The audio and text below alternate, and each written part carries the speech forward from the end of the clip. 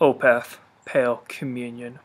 Okay, so sorry for the late review. I know it leaked like last month or two, but I wanted to wait till around the time of the official album release. And since the band happened to release the stream, and of course, I'm going to be picking up my pre order at FYE this Tuesday, the date of the actual release. So, now you'll just have to deal with my thoughts coming in a bit late, or technically early because the release is on this Tuesday, but late for all the people who decide to listen to the leak very, very early on. So, anyway. So at last, Opeth's 11th album, Pale Communion. This is their first album to come out since Heritage, since 3 years ago, since 2011, which ever since Ghost Reveries has been a typical pattern for them. Took 3 years between Ghost Reveries to Watershed, 3 years between Watershed to Heritage, now 3 years between Heritage and Pale Communion. So, of course, Heritage proved to be a very controversial release. I happen to really enjoy the album myself, but lots of people just pissed all over it. So, I mean, I'm not mad or anything, but that's just the reaction that a lot of the more extreme metalheads had toward that album. So, you know what I mean. And now it's time to talk about this album, which is basically a continuation of what the last album did. So let's see what this album did a bit different, shall we? This is old news, but Michael describes this as being the kind of album that would have been released between Ghost Reveries and Heritage had Watershed never been made. So, if they hadn't have made Watershed, I think they would have made an album like this. But Watershed was a bit more transitional, just the last bits of death metal that the band so far has ever released, and before going into the vintage 70s prog sound. So, if that gives you an idea of what this album sounds like, basically like a melding of Ghost Reveries and Heritage, then let's find out and see how it is. The album starts off with the first two songs that were released from the album, not in the respective order. The second track, which is The Psychedelic Cusp of Eternity, came out first. And it's a nice tune. It reminds me of Alone from Amorphous, if you're ever familiar with them. And of course, the first track, which is the very Deep Purple-esque Eternal Rains Will Come, which is actually one of my favorites. It's actually quite a solid track, and I like how keyboard-driven it is. It's got the very vintage prog, like Hammond organs playing, which remind me a lot of Deep Purple, if you have ever heard of songs like Highway Star and stuff like that. And it's also got a lot of really nice mellotron passages that are sprinkled all throughout the song.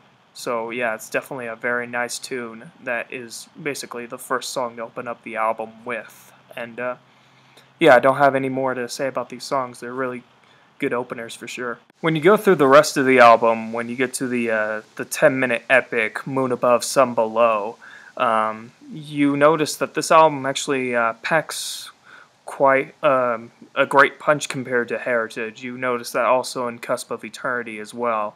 It doesn't exactly go back to like the Still Life Blackwater Park days or anything like that. This isn't exactly like mosh pit worthy material or anything, but it's definitely more like rocking, so to speak. Think bands like Led Zeppelin, AC/DC. Well, no, not AC/DC. Fuck. But Deep Purple, Led Zeppelin, stuff like that. For example, like Axum Rott's drum performance in Moon Above, Sun Below reminds me a lot of John Bonham, who is definitely like one of the great classic rock drummers, so that's definitely quite a good comparison to make. Even though Axum Rott is more technical than Bonham, just like the tone of the drums just reminds me of Bonham quite a bit, so I'd say that's definitely a good comparison indeed. The acoustic and keyboard work is really pretty as usual. Like I mentioned, Eternal Rains Will Come just earlier, and of course Moon Above, Sun Below, and Elysian Woes especially have really beautiful like acoustic and keyboard passages, just to name a few. I'd say not quite up there with stuff like Night in the Silent Water and To Bid You Farewell and stuff like that, but for what this is also really, really nice. I really, really like it. That's one thing you can never discount Opeth for writing substandard acoustic passages, because basically any acoustic passage they write is always going to be really nice to hear, of course. So you can never complain about that. This is still really nice. Goblin is another like really interesting song. It's a very peculiar sounding instrumental that goes all out like 1970s style. Of course, this is a reference back to the very obscure band of the same name, Goblin, and I also get some Gentle Giant hints here and there. So that's just what I get out of this song. It's definitely a very interesting one to hear, and I think you may or may not like it. I happen to really like it a lot, but that's just me. That's just how I feel about it. And now we go to what is probably my favorite song on the entire album, and one of the most unique songs I think Opeth have ever written, like ever, River. River is probably the most optimistic sounding song they've ever written, which is saying a lot considering how melancholic their music typically is.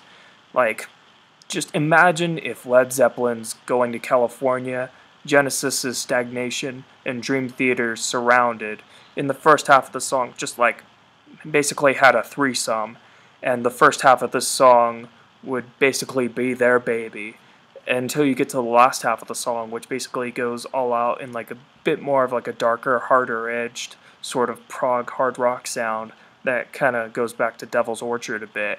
So like this is just a really dynamic song, and I just like the mood shift. Like it starts out really happy, which is very atypical for an Opeth song, and then it goes right back to a bit more of like their trademark melancholy, so to speak.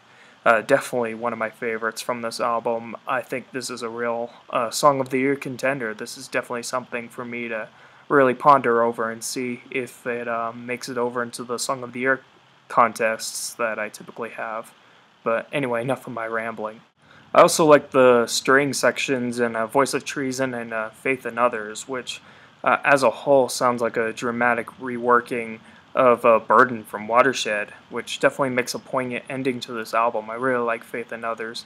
The two songs are actually, they're kind of like one big song. Voice of Treason actually flows right into Faith in Others, pretty seamlessly. So you get an idea, like they're two different musical ideas, but they're just kind of interconnected like that. Like there's plenty of songs that are like that in general, so yeah. I'm going to give this album an 8.5 out of 10.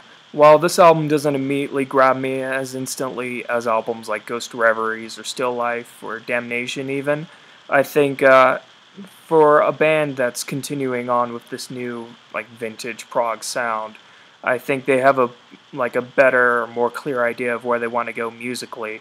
And I noticed that with repeated listens that this album does indeed get a lot more juicy and tasty, and it just gets a lot better than Heritage. Like the more you listen to it, it definitely just has a better idea of where it wants to go, like I said.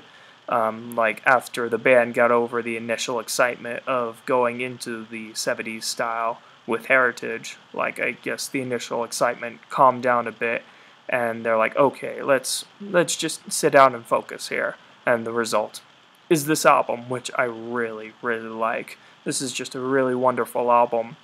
Of course, it's not gonna be up there with albums like Ghost Reveries, for example, but I really don't care all too much because this new direction that the band's been taking for the past 3 years has a lot of real fruit to bear, and I think, it just has a lot of really good treats to offer the listener. So just because it doesn't offer White Cluster or Grand Conjuration styled growls doesn't necessarily mean that the sound that this band's going through is bad. I think it's a really, really good direction, and this album definitely is really great. I can't recommend it enough. So I'm excited to pick up my pre-order this Tuesday, and I think all of you should definitely pick up the album yourselves, especially those who actually listen to the leak, because, I've been holding off on this album for quite a while, and I'm just really excited to get the album when it finally does come out, And I think for those who just decided not to actually buy the album, then buy it once it comes out. So yeah, okay, I'm done here. I'm running out of words. So yeah, like I said, 8.5 out of 10. Really cool album. So yeah, thank you very much, and I'll see ya.